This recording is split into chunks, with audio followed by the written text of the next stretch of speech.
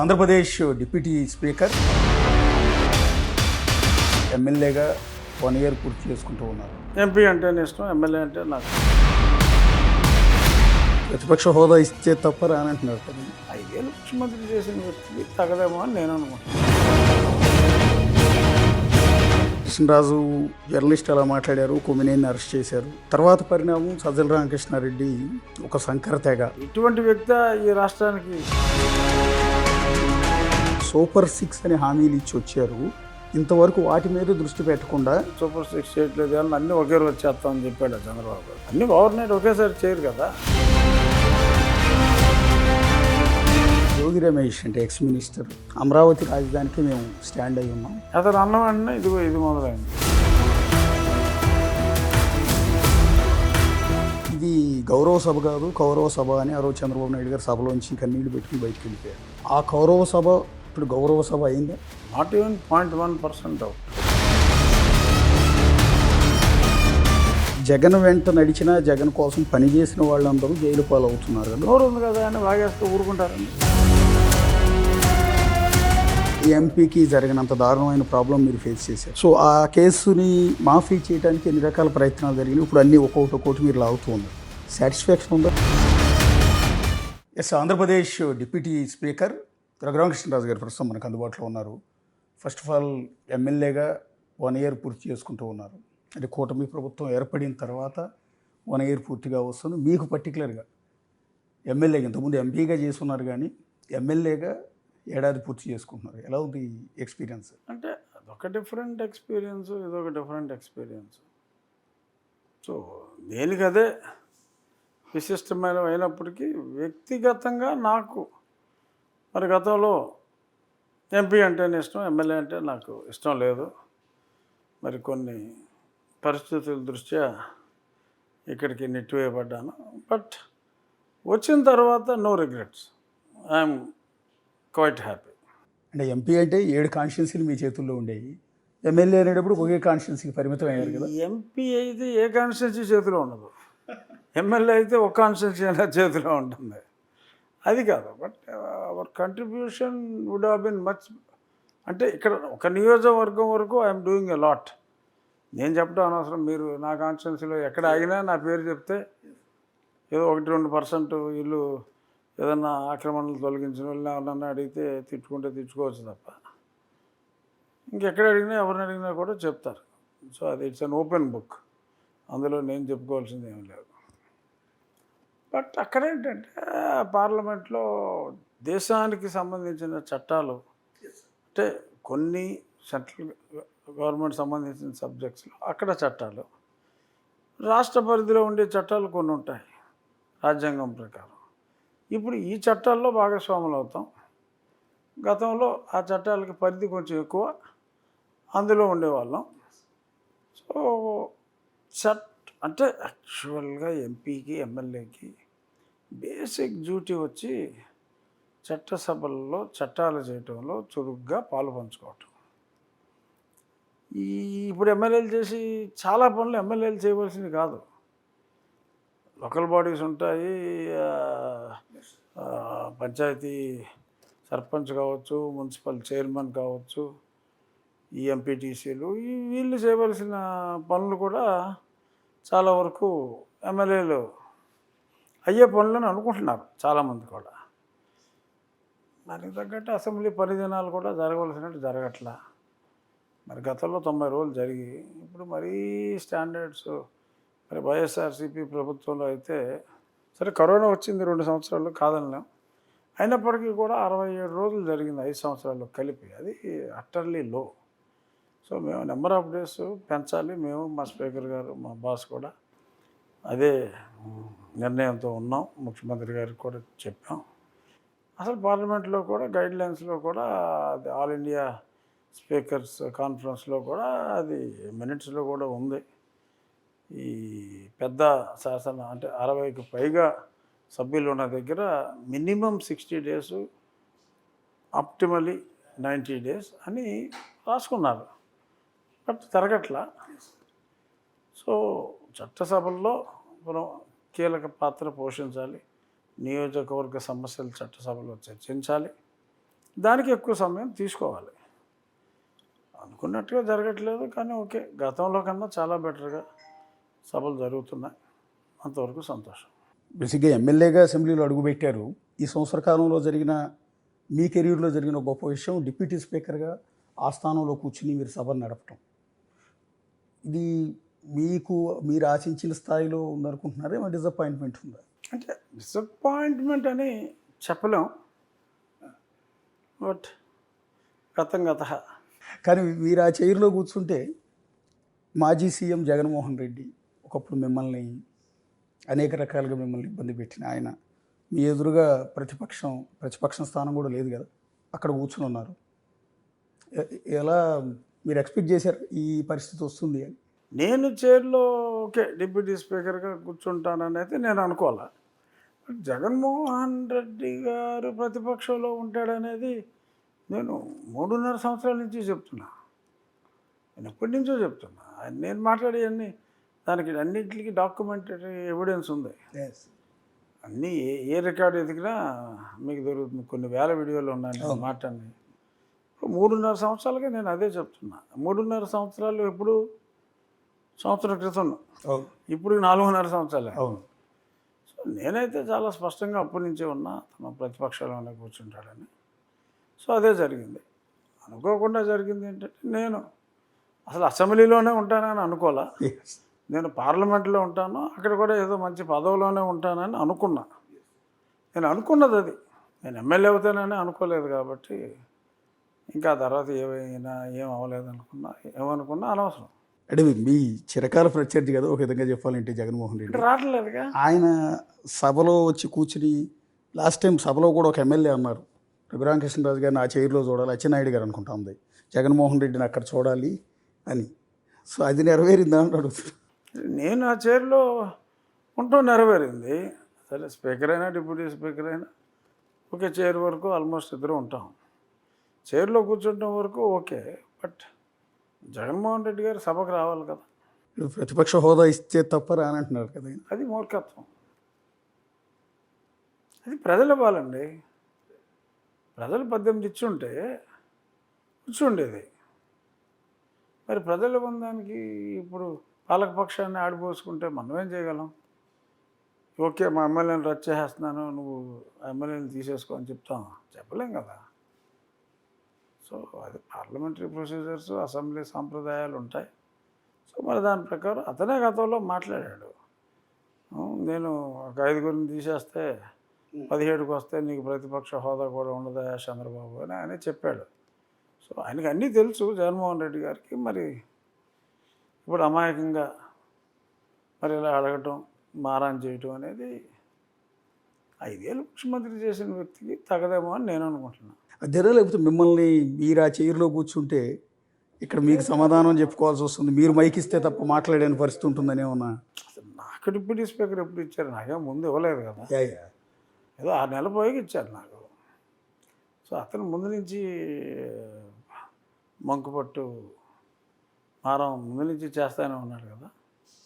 నిన్న ఒక లేఖ రాశారు మీరు, వెరీ ఇంపార్టెంట్. అంటే రాజధాని అమరావతి వేసిన రాజధాని అని చేసిన కామెంట్స్ మీద.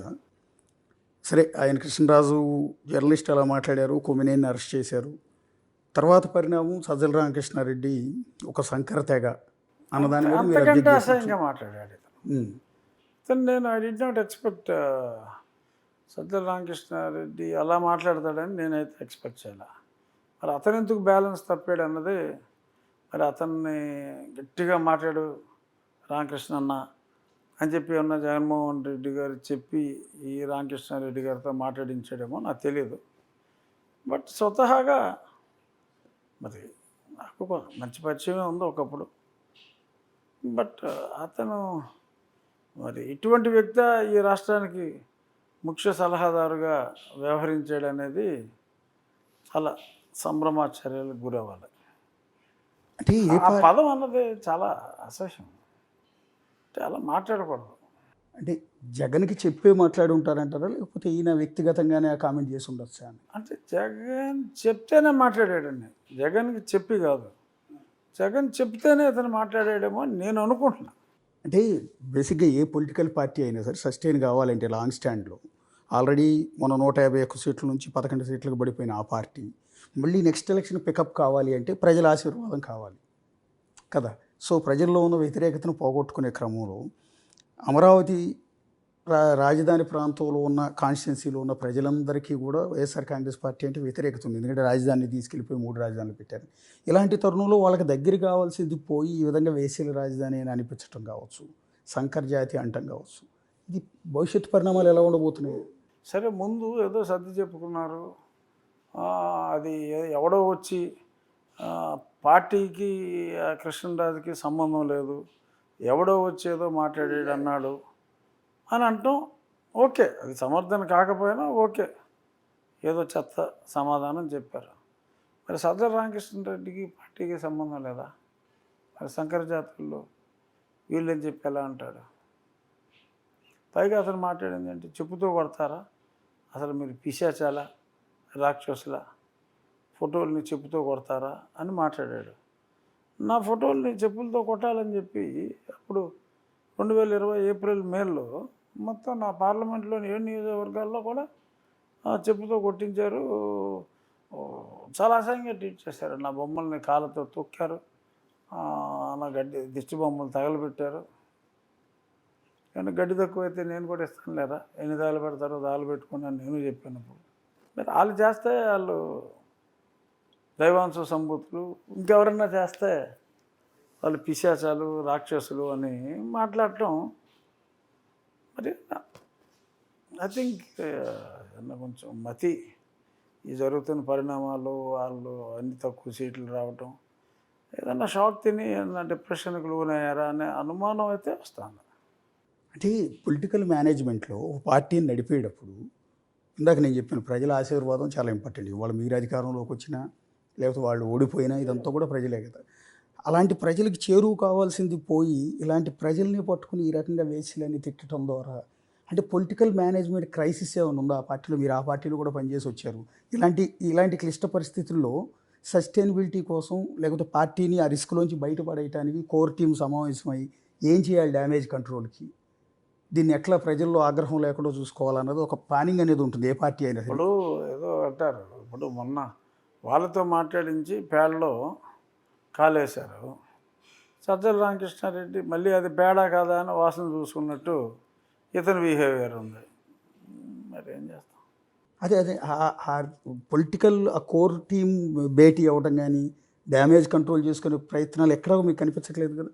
వాళ్ళు ఏం చేసుకున్నా నాకు అనవసరం అనుకోండి. అది వాళ్ళు ఏం చేసుకుంటారో వాళ్ళు ఏదైనా చేసుకోండి, కానీ ఇలాగా ఒక ప్రాంతంలో ఉన్నవారిని వాళ్ళకున్న ఆ ప్రాంతం మీద ఉన్న ద్వేషాన్ని అక్కడ ఉన్న వాళ్ళందరూ శంకర జాతుల్లోని, అక్కడ ఉన్న వాళ్ళందరూ వేశ్యలని ఇలా మాట్లాడటం అనేది సభ్య సమాజం వాళ్ళని మన్నించదు. ఇంకా అంటే ఈ ఎఫెక్ట్ రాబోయే ఎలక్షన్స్లో క్లియర్గా కనిపించే అవకాశం ఉంటుందా? అంతదాకా ఆలోచన అనవసరం ఉండదు. నెక్స్ట్ ఎలక్షను అది కాదు అసలు. అలా మాట్లాడిన దాన్ని అంత ఈజీగా ప్రజలు మర్చిపోరు అంటున్నా. అంటే మీ పార్టీలో వైఎస్ భారతి గారిని అంటే జగన్ గారి సతీమణిని ఉద్దేశించి మీ పార్టీ కార్యకర్త ఒక అతను అభ్యంతరకరమైన వ్యాఖ్యలు చేశాడు. చాలా అభ్యంతరకరమైన, ఆవిడ పుట్టిన పిల్లల గురించి, అవినాష్ రెడ్డి గురించి ఇట్లా చాలా దారుణంగా మాట్లాడిన కొన్ని గంటల్లోని మీరు ఇమీడియట్గా డ్యామేజ్ కంట్రోల్ కింద ఇమీడియట్గా ఒప్పుకోవటం, అంటే ఇమీడియట్గా అరెస్ట్ చేయటం, ఇప్పుడు కూడా జైల్లోనే చేశారు.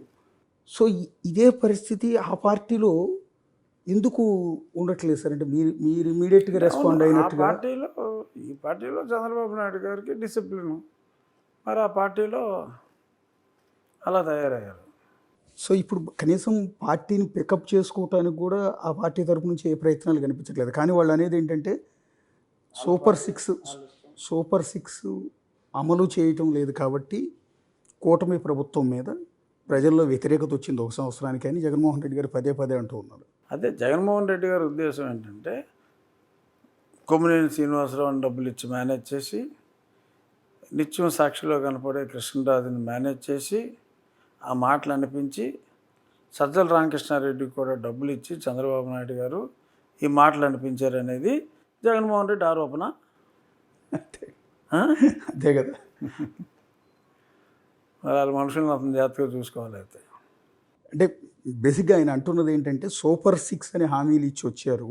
ఇంతవరకు వాటి మీద దృష్టి పెట్టకుండా అదే ఎంతసేపు దానికి వీళ్ళు మాట్లాడిన వాచాలతకి సంబంధం ఏంటి? సరే అక్కడ చెప్పింది చేస్తున్నారు. జగన్మోహన్ రెడ్డి కూడా అన్నీ ఒకసారి చేయలేదు. ఇప్పుడు ఇంకొక 5-6 రోజుల్లో ఈ నెల 15 లోపు 17 లోపు తల్లికి వందనం ఇస్తామంటున్నారు. ఆగస్టు 15 నుంచి బస్సులు ఆడవాళ్ళకి ఉచితంగా బస్సులు అంటున్నారు. ఉన్నాయి. అన్నీ ఓవర్నైట్ ఒకేసారి చేయరు కదా, అన్నీ చేసుకొస్తున్నారు. జగన్మోహన్ రెడ్డి అయినా ఇప్పుడు అలాగే చేశాడు ఆయన. ఈలోపే ఎందుకు ఊరికే ఆవేశంగా సూపర్ 6 చేయట్లేదు, సూపర్ 6 చేయట్లేదు అని అన్నీ ఒకే రోజు చేస్తామని చెప్పాడు చంద్రబాబు గారు. చెప్పలేదుగా. ఏదో వీళ్ళేదో మాట్లాడుతున్నారు. వాళ్ళేదో నోటికొచ్చిన చెత్త మాట్లాడి ఆ చెత్త గురించి ప్రశ్నిస్తే దానికి మీరు సూపర్ 6 ఇంకా చేయలేదు దానికి అప్పుచ్చుకుంటాను కంటే మీనింగ్ లెస్. ఎవడు మాట్లాడమన్నాడు నిన్ను? మేము మాట్లాడమన్నాం? నువ్వే కదా మాట్లాడమన్నావు. నువ్వు మాట్లాడించి నీ ఛానల్లో మాట్లాడించి దానికి సూపర్ 6కి లింక్ పెడతామంటే మోకాలకి బొడుగుండికి లింక్ పెట్టినట్టు. అంటే అప్పట్లో టీడీపీ లీడర్ పట్టాభి జగన్మోహన్ రెడ్డి గారిని ఉద్దేశించి బోషడికి అన్నందుకు ఇమ్మీడియట్గా వైఎస్ఆర్ కాంగ్రెస్ పార్టీ కార్యకర్తలు తెలుగుదేశం పార్టీ ప్రధాన కార్యాలయం మీద దాడి చేశారు. రాష్ట్ర వ్యాప్తంగా కూడా దాడులు చేశారు. పట్టాభి ఇంటి మీద దాడి చేశారు. సో సేమ్ సిమిలర్ ఇవాళ అమరావతిలో మహిళల్ని వేసలతో పోల్చిన తర్వాత పెద్ద ఎత్తున మహిళలంతా సాక్షి ఆఫీసులను ధ్వంసం చేశారు. ఈ రెండు ఒకటే అని వాళ్ళు అంటున్నారు. అప్పుడు మేము మా వాళ్ళు చేశారు కదా అని మీరు గొడవ చేశారు కదా, ఇప్పుడు మీ వాళ్ళు వచ్చి అక్కడ పట్టాభి గారు మాట్లాడింది జగన్మోహన్ రెడ్డి గారు అనే ఒక వ్యక్తి గురించి. ఇక్కడ ఒక జెండర్ని ఉద్దేశించి మాట్లాడారు. ఒక వ్యక్తి వేరు, లక్షల మనుషులు వేరు. జగన్మోహన్ రెడ్డి 1,00,000 మందితో సమానం అని ఆలగాళ్ళు అనుకుంటే దాన్ని మనం ఏం చేయలేం. అక్కడ జగన్మోహన్ రెడ్డి వెళ్ళి దాడి చేసుకోవాల్సింది జగన్మోహన్ రెడ్డిని అంటే. అక్కడ ఉన్న అమరావతిలో ఉన్న మహిళల్ని అన్నారు, వాళ్ళు వెళ్ళారు. మీరు నా ఇంటికి వచ్చారండి, నేను మీతో మర్యాదగా ఉంటే మీరు నాతో మర్యాదగా ఉంటారు. నేను బూత్ మాటలు మాట్లాడితే దవడ మీద కొట్టుకుంటూ వెళ్ళిపోతారు.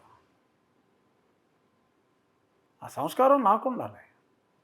మీతో మర్యాదగా ఉండాలనే సంస్కారం నాకు ఉండాలి. నాకు లేనప్పుడు మీరు నన్ను దవడ మీద కొట్టినా తప్పులేదు.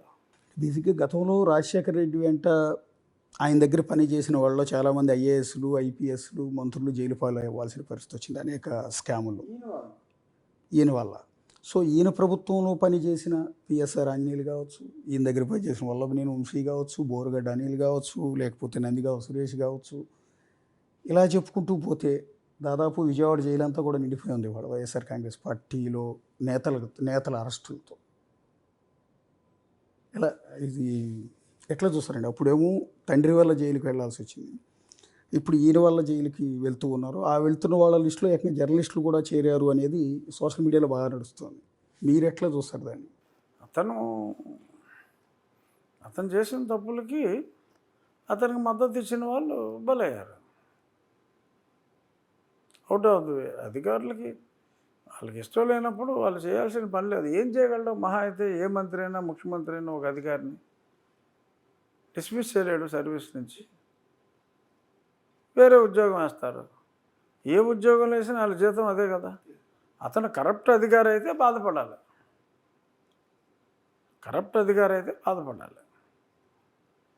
సో కరప్షన్ చేయాలి అనుకుంటే మంచి పోస్ట్ పట్టి అడుగులకు మడుగులు వస్తాయి. దీన్ని బట్టి అర్థమైంది ఏంటి? వాళ్ళు ధనార్జన కోసం ఈయన అడుగులకు మడుగులు వస్తారు, శిక్ష అనుభవించారు, వారు అనుభవిస్తారు. అలా అంటే ఇప్పుడు కొమ్మినేని శ్రీనివాసరావు లాంటి ఒక సీనియర్ జర్నలిస్ట్ కూడా జైలుకి వెళ్ళాల్సిన పరిస్థితి వచ్చింది కదా. సీనియర్ అయ్యాడండి వయసు రీత్యా. ఇప్పుడు చెట్టుకు కూడా ఏజ్ ఉంటుంది, రాయికి కూడా వయసు అంతా కూడా చెప్తున్నారు కదా ఆంథ్రోపాలజిస్టులు. ఏ రాయి ఏ శిలాజం వయసు అంతా కూడా చెప్తున్నారు కదా. సో వయసు అనేది ప్రతి వాళ్ళకి ఉంటుంది. ఆ ఎక్కువ వయసు ఉన్న రాయని సీనియర్ రాయి అని మీరు అనుకోవచ్చు. సో అలాగే అతను కూడా సీనియర్ జర్నలిస్టే. వయసు రీత్యా అతను సీనియర్ జర్నలిస్టే. వ్యవహార రీత్యా జర్నలిస్టే కాదు. ఇది నేను అడిగింది ఏంటంటే, జగన్ వెంట నడిచినా జగన్ కోసం పనిచేసిన వాళ్ళందరూ జైలు పాలవుతున్నారు కదా. ఇప్పుడు కొమ్మినేని కూడా అదే క్రమంలో జైలుకి వెళ్ళాడు అనుకుంటున్నారా? అంటే గతంలో కాదు కదా, ఇప్పుడు మొన్న జరిగిన సంఘటన అది ఎంతోమందిని మానసికంగా కలిచివేసింది కాబట్టి ఒక బాధ్యతాయుతమైన ఒక పదవిని చేశాడు గతంలో. ఇప్పుడు కూడా ఒక జర్నలిస్ట్, సీనియర్ జర్నలిస్ట్ మీరు అన్నట్టు ఒక ఛానల్లో ఒక షో కండక్ట్ చేస్తున్నప్పుడు అలా ఛానల్ని డ్యామేజ్ చేయకూడదు. ఇతని వల్లనే కదా, పోనీ అసలు సాక్షికి సంబంధం లేదు, బట్ ఇటువంటి వాడిని మరి ఆ పదవిలో నియమించే కదా మరి సాక్షుడు ఇప్పుడు ఆల్మోస్ట్ ఎంత తలనొప్పులు తల వంపులు తెచ్చుకున్నాడు. అది జరగకుండా ఉండాల్సింది. అంటే బేసిక్గా వైఎస్ఆర్ కాంగ్రెస్ పార్టీ అధికారంలో ఉన్నప్పుడు మీలాంటి వాళ్ళని కూడా ఏకంగా ఎంపీ స్థాయిలో ఉన్న వ్యక్తులను కూడా తప్పుడు కేసులు పెట్టించి పోలీస్ స్టేషన్ చుట్టూ తిప్పి దాడి చేయించడం, మిమ్మల్ని చంపించే ప్రయత్నం కూడా చేశారు. మీలాగా చెప్తే చాలామంది లీడర్ని, అంతకుముందు చంద్రబాబు నాయుడు గారి దగ్గర పనిచేసిన చాలామందిని అరెస్టులు చేయటం, ఈ ప్రభావంతోనే ప్రజల్లో వ్యతిరేకత వచ్చింది. అందుకనే 151 సీట్ల నుంచి 11 సీట్లకు పడిపోయారు అనేది ఇప్పుడు వరకు జరుగుతున్న, ఎవరు అవునన్నా కాదన్నా అది యాక్సెప్ట్ చేసేది. కానీ మీ ప్రభుత్వం ఏర్పడిన తర్వాత కూడా అదే రకంగా అరెస్టులు కొనసాగుతున్నాయి కదా. ఇది రేపొద్దున ఎలక్షన్లో రిఫ్లెక్ట్ కాదా నెగిటివిటీ? అన్యాయంగా కేసులు ఎవరి మీద పెట్టారో ఒక ఎగ్జాంపుల్ చెప్పండి. ఫస్ట్ బుర్రగడ్డ అనిల్ ఆడేం మాట్లాడాడు, ఎలా మాట్లాడాడు ఎప్పుడు విన్నారా మీరు? అప్పుడే ఆ ప్రభుత్వంలోనే చర్యలు తీసుకోవాలి. ఆ పనికి మన వాళ్ళు చర్య తీసుకోలేదు. ఇప్పుడు చర్య తీసుకున్నారు. పవన్ కళ్యాణ్ గారిని ఎంత మాట్లాడినా అండి, జగన్మోహన్ రెడ్డి చెప్తే జుట్టు పట్టి ఈడ్చుకొస్తాను అని అన్నాడు. నన్ను చాలా మాట్లాడినాడు. చాలా ఎవరు పడితే వాళ్ళని ఇష్టం వచ్చినట్టు మాట్లాడాడు. నోరు ఉంది కదా అని వాగేస్తే ఊరుకుంటారండి? అలా ఊరుకుంటే ఏమంటారు ఈ ప్రభుత్వాన్ని? చేతకాని ప్రభుత్వం, సిగ్గులేని ప్రభుత్వం, దద్దమ్మ ప్రభుత్వం అంటారు. మళ్ళీ మీరే యాక్షన్ తీసుకుంటే జగన్మోహన్ రెడ్డి తీసుకుంటే, జగన్మోహన్ రెడ్డి ఎవరిని? అమాయకుల్ని, అభాగ్యుల్ని, రంగనాయకమ్మ గారు లాంటి వాళ్ళని, డాక్టర్ సుధాకర్ లాంటి వాళ్ళని హింసించాడు. ఎందుకంటే అతను ప్రశ్నిస్తేనే కుదరదు. అరే ఇంత దారుణంగా దూషించి అమ్మ ఆలి అంటూ తిట్టి, నీ కుటుంబాన్ని నానా దుర్భాషలో ఆడి, నీ ఇంట్లో స్త్రీలని అచ్చేస్తా, ఇచ్చేస్తా, రేప్ చేస్తా అని ఇలా ఇష్టం వచ్చినట్టు వాడు మాట్లాడితే ఆడికి యాక్చువల్గా ఉరి శిక్ష విధించాలి. ఆడు మాట్లాడిన దానికి యాక్చువల్గా ఆడికి చేసింది చాలా తక్కువ. దాన్ని కూడా మీలాంటి జర్నలిస్టులు ప్రశ్నిస్తే సీనియర్ జూనియర్ మరి నాకు తెలియదు, కానీ ఇంకా నేను అంటున్నాను ఏ అంశం అయితే ఆ ప్రశ్న తప్పు అంటున్నా. వాళ్ళు మాట్లాడింది వేరు, వాళ్ళ చేతలు వేరు, వాళ్ళు చేసిన దానికి వాళ్ళు దరిద్రులు అయ్యారు. వాళ్ళు మాట్లాడిన మాటలకి చేత కాకుండా కూర్చుంటే వీళ్ళు అసమర్థులు అవుతారు. ఒక చెత్త ప్రభుత్వాన్ని దించాలనుకున్నారు, దించారు. ఏమీ చేయకుండా కూర్చుంటే ఈ అసమర్థ ప్రభుత్వం మనకు అనవసరం, చెత్త బెటర్ అనుకోని కూడా అనుకోవచ్చు. అసమర్థత కూడా మంచిది కాదు. అందుకని అసమర్థంగా లేకుండా సమర్థమైన పాలన బాబు గారు అందిస్తున్నాడు. దానికి బాధపడతారా? అంటే నేను అంటుంది ఏంటంటే, ఇప్పుడు పర్టికులర్గా కొంతమంది విషయాల్లో ఎవరో పెద్దగా ఉపేక్షించరండి. పర్టికులర్గా ఇప్పుడు మీ మీద ఆ రోజు దాడి చేసిన పివి సునీల్ మీద కేసు పెట్టించారు, లేదా తులసి లాంటి వాడిని అరెస్ట్ చేశారు, ఈ రోజుకి జైల్లోనే ఉన్నట్టున్నారు. పాపం పండింది అనుకుంటున్నారు. ఇట్లాంటి తప్పు కదా. ఒక ఎంపీని ఇంత దారుణంగా తీసుకెళ్ళి హింసించడం భారతదేశ చరిత్రలో ఏ ఎంపీకి జరిగిన అత్యంత దారుణమైన ప్రాబ్లం మీరు ఫేస్ చేశారు కాబట్టి ఆ విషయంలో సింపతి లేదు. కానీ వరుస పెట్టి కొంతమంది నేతల్ని వల్లభనేని వంశీని అరెస్ట్ చేశారు. ఎన్ని మాటలు మాట్లాడాడు? ముఖ్యమంత్రి గారి సతీమణి గురించి ఏమన్నాడు? అంతకంటే పెద్ద మాట ఎవరైనా మాట్లాడగలరా? అంతకంటే పెద్ద మాట ఎవరైనా మాట్లాడగలరా? అంటే ఈ అరెస్టులన్నీ కూడా వాళ్ళకి సింపతి కింద కన్వర్ట్ అవుతాయేమో అని నేను అంటున్నదండి. అయ్యే అవకాశం ఉంటుంది. అంటే ఇప్పుడు ప్రజలు అంత దారుణంగా మాట్లాడిన వ్యక్తులను కూడా మన్నించే అంత మంచితనం మరి ప్రజలకు ఉంటే మనం ఏం చేయలేం. అంటే దేని అనేది ఎవడో వెళ్ళా అంట కోర్టుకి, ఏంటి సరే శిక్ష విధించే ముందు ఏంటి నీకు ఏం కావాలో కోరుకో అంటే నేను తండ్రి లేని పిల్లవాడిని అండి, తండ్రి లేని పిల్లవాడిగా నన్ను మన్నించి మీరు నన్ను వదిలేయండి అన్నా అంట. ఆ జడ్జి కన్ఫ్యూజ్ ఎందుకు ఏంట్రా బాబు వీడు అభియోగం ఏంటని అడిగాడంట. మళ్ళీ తండ్రిని చంపి జైలుకి వచ్చాడంట, కోర్టుకు వచ్చాడంట. ఇప్పుడు నేను తండ్రి లేని వాడిని నన్ను మన్నించమని అడుగుతున్నా అంట. అలాగా మరి ఇతను అన్ని మాటలు మాట్లాడిన తర్వాత ఆయన ఏడ్చుకుంటూ సభ నుంచి బయటికి వెళ్ళిపోయి ఖాళీ కూర్చుంటారా? దానికి సింపతి వచ్చేస్తుందా? వస్తే మంచిదే బా, అతనికి మంచిదే, వంశీకి. వంశీ నాకు బాగా తెలుసు, కానీ అలాంటి మాటలు మాట్లాడడం కరెక్ట్ కాదు. పర్సనల్గా డెఫినెట్గా నాకు తెలిసి జగన్మోహన్ రెడ్డి మాట్లాడమంటేనే వంశీ మాట్లాడాడు. బట్ ఇతను మనుగడ కోసం అలాంటి మాటలు మాట్లాడమన్నా మాట్లాడటం తప్పు. దాంట్లో చిత్రహింసలు పెట్టారు. అంత అసభ్యంగా నేను ఎప్పుడైనా జగన్మోహన్ రెడ్డి గారి గురించి ఇప్పుడు కూడా ఇందాక నుంచి ఇంటర్వ్యూ మొదలుపెట్టినప్పుడే నేను జగన్మోహన్ రెడ్డి గారు అనే మాట్లాడుతున్నాను కదా. అది మీ సంస్కారం, నేను అనొచ్చు, అనట్లేదు కదా, అది మీ సంస్కారం. సో అలాగ మాట్లాడటం అనేది మనకి, మనం చదువుకున్నాం. వంశీ కూడా మాస్టర్స్ ఇన్ వెటర్నరీ సైన్సెస్, అతనేమి నిరక్షరాస్యుడు కాదు. మరి అలా ఎవరో మాట్లాడమన్నారని మాట్లాడతాం, ఆర్ స్వయంగా మాట్లాడినా కూడా అది తప్పు. కొన్ని క్షమించగలిగిన తప్పులు ఉంటాయి, తెలియక చేసే తప్పులు ఉంటాయి. మరి అంతలాగా మాట్లాడటం అనేది అంటే పర్టికులర్గా మీరు ఇందాక నేను అన్నాను, దేశంలో ఏ ఎంపీకి జరగని స్వాతంత్రం వచ్చాక ఎంపీకి జరగనంత దారుణమైన ప్రాబ్లం మీరు ఫేస్ చేశారు. ఒక ఎంపీని రాత్రి తీసుకొచ్చి పోలీస్ స్టేషన్లో పడేసి కొట్టడం అనేది. సో ఆ కేసుని మాఫీ చేయడానికి ఎన్ని రకాల ప్రయత్నాలు జరిగినాయి. ఇప్పుడు అన్నీ ఒక్కొక్కటి మీరు లాగుతూ ఉన్నారు. సాటిస్ఫాక్షన్ ఉందా మీ కేసుకు సంబంధించి? నాకు డెఫినెట్గా లేదు. ఇప్పుడు వచ్చి సునీల్ కుమార్ని పిలవాల. నేను చాలా I'm not at all satisfied as far as that case how it is going on. ఓపెన్గా చాలాసార్లు చెప్పాను. మరి ఎందుకు ఉపేక్షిస్తున్నారు? కనీసం పిలవాలి కదా. ఇప్పుడు దాకా ఎందుకు ప్రశ్నించలేదో నాకు తెలియదు. ప్రస్తుతానికి కొద్దిమంది అరెస్ట్ అయినట్టున్నారు. ఆయన డిఎస్పీ ఒకరు అరెస్ట్ అయ్యారు, తర్వాత తులసి అనేవాడు అరెస్ట్ అయ్యాడు. అంతే.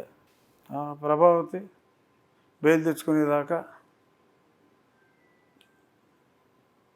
అవకాశం ఇచ్చినట్టు యా సూపరింటెండెంట్ ప్రభావతి అప్పుడు మీ మీద నెగిటివ్ రిపోర్ట్ ఇచ్చిన ప్రభావతి పారిపోయింది. Yes sir. వీళ్ళకి దొరకలేదు. ఇప్పుడు ఈ కృష్ణరాజు పారిపోయాడు, దొరకట్లేదు. ఏమో నిజంగానే దొరకలేదేమో, ప్రయత్నించినా నాకు తెలియదు.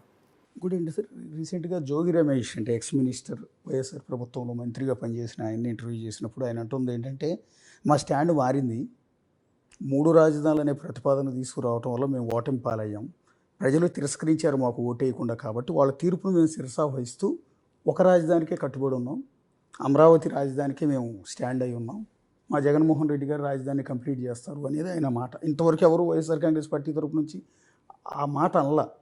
అతను అన్నం అంటే ఇది మొదలైంది. అమరావతి వేసే రాజధాని అని ఇతను అన్న మరుసటి రోజే వాళ్ళు అన్నారు. అంటే నిజంగా స్టాండ్ మారిందని అనుకుంటున్నారా? స్టాండ్ మారిందని జనం అనుకుంటున్నారేమో అన్న ఫీలింగ్ లేకుండా ఉండటం కోసం మా సాక్షిలో మాట్లాడించారేమో.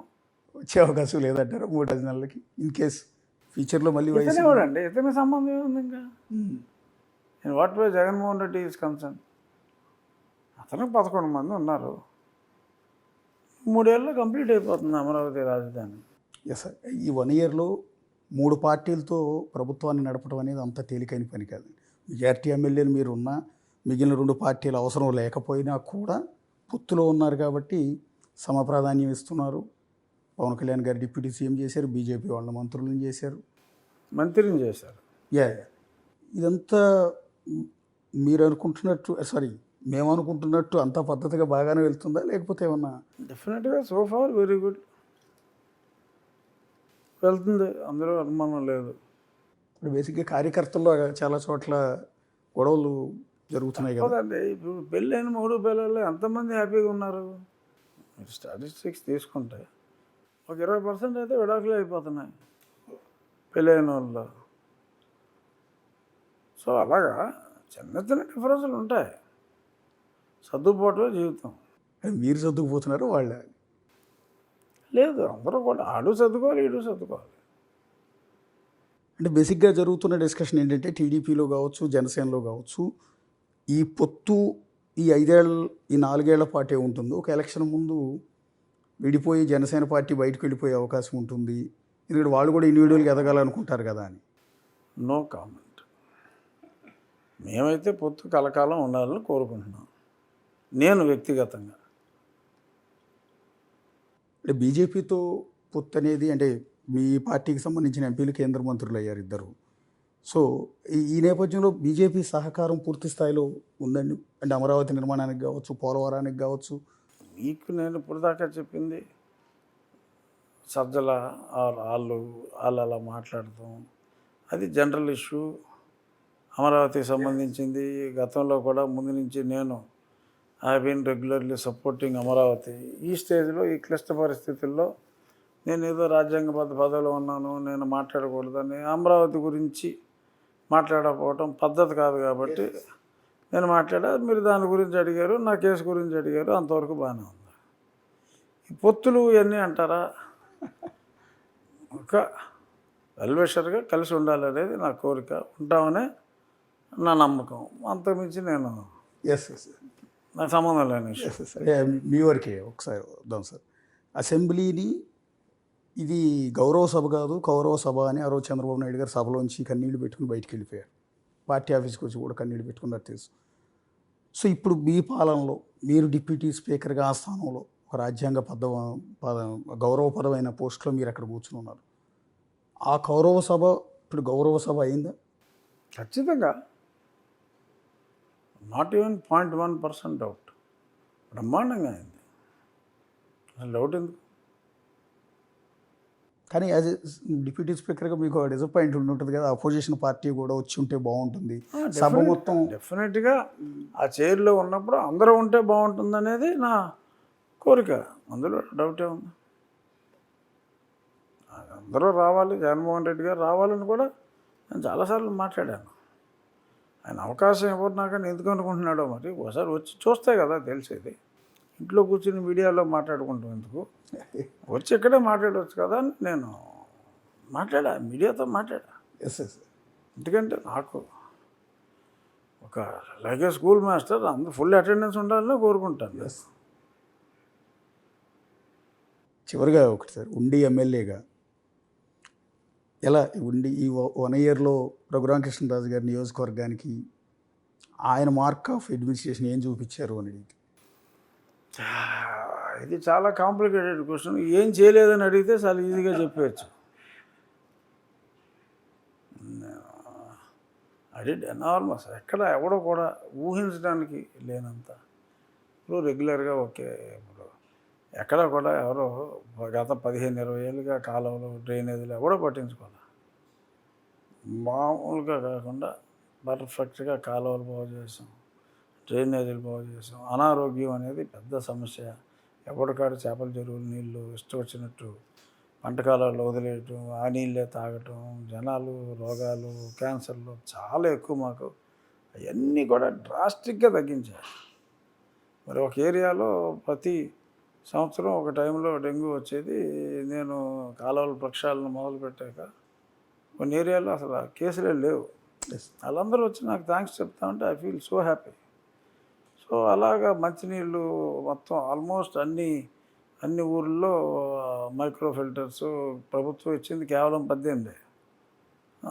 మిగిలి అన్నీ నేను వేరియస్ మీన్స్ ద్వారా నా స్నేహితుల దగ్గర నుంచి గ్రామస్తుల దగ్గర కొంత కెనరా బ్యాంక్ వాళ్ళు ఒక 25 గ్రామాలకు ఇచ్చారు, నా స్నేహితులు ఇంకో 15 గ్రామాలకు ఇచ్చారు. అలా ఎక్కడ కూడా water, drinking water, pure drinking water, కెనాల్స్లో కంటామినేషన్ ఆపి హెల్త్ ఇంప్రూవ్ చేయటం, కెనాల్లు డ్రైన్లు బాగు చేసి ఇరిగేషన్ని అక్వాకల్చర్ని ఇంప్రూవ్ చేయటం, స్కూల్స్ అన్నిటిలోనూ మంచి గేమ్ ప్లే గ్రౌండ్ ఫెసిలిటీసు, పాడుపడిన బిల్డింగులు తీసి కొత్త ఇవి అవన్నీ బాగు చేయటాలు, స్కూల్ ఇన్ఫ్రాస్ట్రక్చర్ టెర్రిఫిక్గా డెవలప్ చేసాం ప్రభుత్వ పాఠశాలల్లో.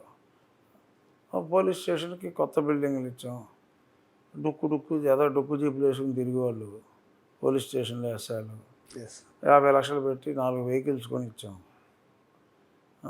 ఇవన్నీ మీకు ఎప్పుడు తెలియదు కదా, మీరు ఎప్పుడు విన్నారా? ఎస్ తర్వాత మరి కేబుల్ నెట్వర్క్ పెట్టి సీసీ కెమెరాస్ సుమారు ఒక 700 నుంచి 900 మధ్యన రిక్వైర్మెంట్ని బట్టి సొంత రింగ్ వేసి 140 కిలోమీటర్ల ఆప్టిక్ ఫైబర్ ఓన్గా ఓకే అది రింగ్ వేసి ఆ కెమెరాస్తో సెంట్రలైజ్డ్ కంట్రోల్ సిస్టమ్ పెట్టి couple of crores we are spending. Not even a single penny from government. Yes నేను చేసిన దేనికి డబ్బులు తీసుకోవాలి government, okay from public. Collector గారితో అకౌంట్ ఓపెన్ చేయించాం, డబ్బులు అందులో వేస్తాను, ఆవిడతో ఖర్చు పెట్టిస్తున్నాం. బేసిక్గా ఉండి కాన్షియన్సీ అనేది తెలుగుదేశం పార్టీ కంచుకోట అంటారు. ఇక భవిష్యత్తులో ఇది రఘురామకృష్ణరాజు గారికి కంచుకోట అవుతుందా? ఏదో కంచుకోటలో లేకపోతే గడ్డికోటలో చేయడానికి కాదు, కానీ నేను I wanted to make a mark. Yes sir ఇలాగ ఇంతకుముందు ఎవడో చేయలేడు. I wanted to create a benchmark. Yes sir ఇదిరా నా బెంచ్ మార్క్, మీరు దీన్ని సర్పాస్ అవ్వండి అని I will give a new benchmark yes sir for administration, for an MLA. Certainly I am going to give a new benchmark. It would be very difficult for many MLAs to reach this level for many more years. అనే విధంగా పనిచేయాలి అనేది నా కోరిక. Yes yeah thank you sir. Thank you. Yeah అది deputy speaker Raghuramakrishnaraju గారితో big interview చూస్తూనే ఉండండి బిగ్ టీవీ.